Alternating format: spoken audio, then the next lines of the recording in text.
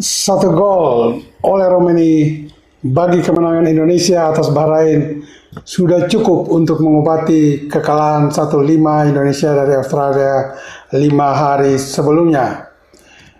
Gol yang tercipta di menit ke-24 itu merupakan sebuah kombinasi yang cerdas dari dua pemain yang sama-sama berada di satu klub Oxford United Inggris, yaitu Marcelino Ferdinand dan Ole Romeni. Dan gol itu sekaligus membuka peluang Indonesia untuk terus bersaing, paling tidak masuk putaran keempat untuk merebut 1 dari 8,5 jatah zona Asia ke Piala Dunia 2026. Bagi semua rekan sahabat Rai Soccer TV, tetap setia bersama Bung Yes, dan jangan lupa like, comment, share, and subscribe.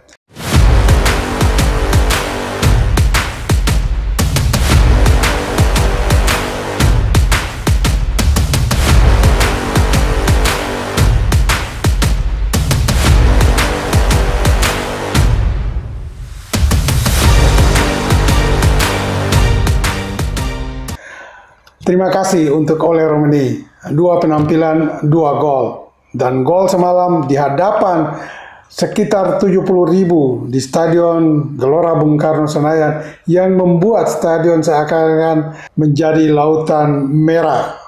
Karena selain bendera merah putih, hampir seluruhnya supporter yang mengisi stadion berkapasitas 70.000 lebih itu berbaju merah, ciri khas tim nasional kita. Dan kita lihat bahwa penampilan semalam memang tidak mengecewakan, tetapi belum luar biasa ya. Kita juga harus akui itu. Karena meski menang, Jaisa dan teman-teman tampil belum seperti yang diharapkan. Dan 1 gol itu juga tidak mencerminkan kekuatan tim kita sebetulnya atas Bahrain. Seharusnya kita menang dengan 3 gol karena 2 peluang lain disia-siakan oleh Marcelino Ferdinand dan Eliano Reinders. Terlepas daripada itu, 3 poin sudah kita rebut dan ini menempatkan posisi Indonesia sementara ada di urutan keempat di bawah Jepang, Jepang, Australia, Arab Saudi, dan Indonesia ya.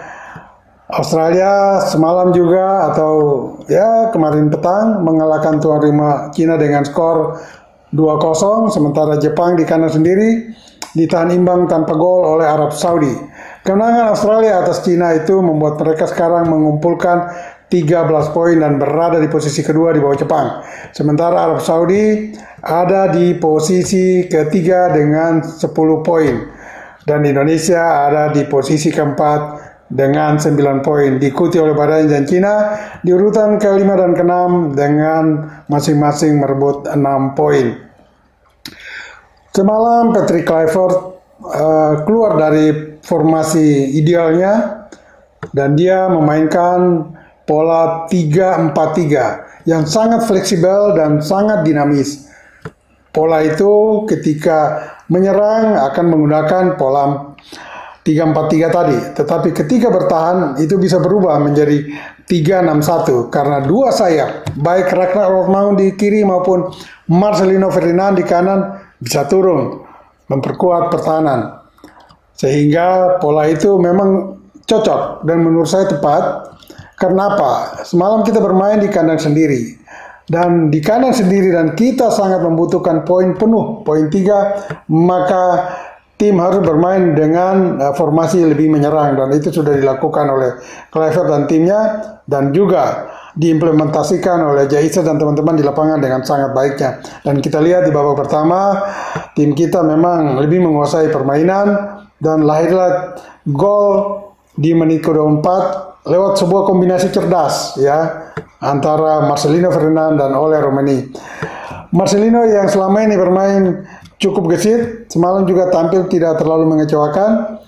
Dia setelah mendapat umpan long passing dari tengah, dia menusuk kotak penalti Bahrain dengan sebuah gerakan mengontrol bola dan kemudian diakhiri dengan umpan yang begitu matang ya kepada Ole Romeni yang menusuk kotak penalti tanpa kawalan, dan dengan cerdiknya Ole Romeni melayangkan bola ke sudut kiri gawang Bahrain. Nah, finishing yang dilakukan oleh Ole Romeni ini kita perlu apresiasi karena dia tidak menendang bola menyusur tanah, tetapi dia melakukan tendangan setengah voli bola itu dan memang melewati kaki kiper Bahrain. Dan ini saya kira sebuah kecerdasan, kepintaran dari Ole Romeni. Gol yang juga ketika dia ciptakan ke gawang Australia juga memperlihatkan pemain ini memang memiliki kematangan, ketenangan, dan kemampuan yang cukup diandalkan sebagai seorang penyerang tengah. Dan kita lihat bahwa kemudian Kluivert sendiri, ya kali ini juga di pinggir lapangan, dia mulai memperlihatkan emosi atau gestur yang terus memberikan semangat kepada tim kita. Bahkan juga asistennya Alex Pastur yang selama ini atau di pertandingan pertama lawan Australia lebih banyak duduk di bench, dia hampir juga terus berdiri mendampingi Kluivert di pinggir lapangan. Komunikasi dua orang ini atau dua pelatih ini akhirnya membuahkan hasil yang kita harapkan, yaitu kemenangan atas Bahrain. Untuk selanjutnya, kalau kita melihat peluang Indonesia, maka dari sisa 2 pertandingan melawan Cina di kandang sendiri pada 2 Juni, kemudian melawan Jepang pada 10 Juni, ini memperlihatkan bahwa kita cukup menang atas Cina. Kalau kita menang atas Cina, kita telah menempati posisi keempat. Menurut saya kita tidak perlu lagi berpikir tentang posisi kedua, ya, untuk lolos langsung mendampingi Jepang, karena sudah sangat sulit untuk mengejar Australia, bahkan Arab Saudi yang ada di posisi ketiga. Hanya extraordinary case saja, hal-hal luar biasa saja yang bisa membuat kita menembus peringkat kedua sehingga lolos langsung. Tapi menurut saya konsentrasi PSSI maupun tim nasional kita, official, pemain sebaiknya mengarah pada posisi ketiga dan yang keempat. Dan paling aman kita ada di posisi keempat. Ya, syukur-syukur ada di posisi ketiga sehingga itu lebih meyakinkan lagi. Tetapi kita tetap akan maju ke putaran keempat. Karena kalau hitung-hitungan poin, saat ini Cina akan melawan kita di kandang, ya.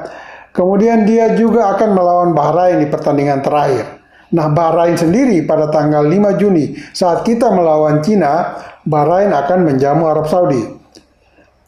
Kalau Bahrain ditahan Arab Saudi, selesai dia.